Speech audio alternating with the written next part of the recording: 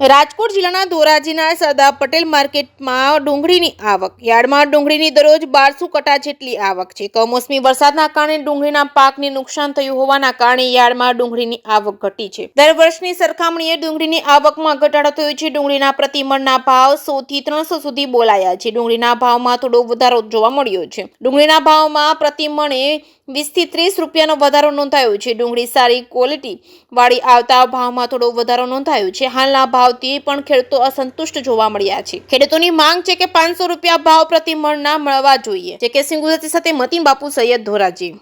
મારું નામ Sureshbhai Rabadiya, Dhoraji APMC yard ડુંગળી વેપારી. આજે ડુંગળીની આવક 1100 કટ્ટાની હતી.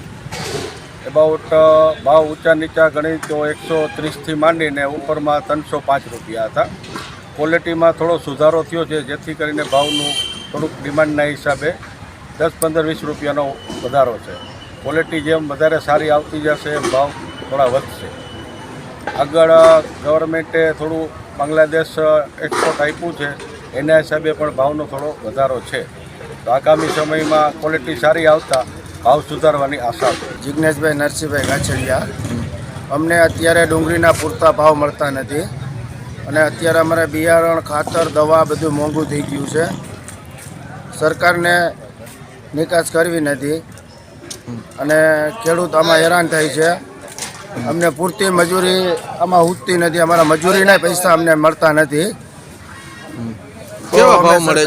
મણના કેટલા ભાવ મળે છે? મણના 200 થી 250 રૂપિયા અમને ભાવ મળે છે અને સરકાર આમાં થોડુંક ધ્યાન દે અને આની બહાર નિકાસ ચાલુ કરે તો અમને પૂરતા ભાવ મળે. કેટલા ભાવ મળવા જોઈએ ખરેખર?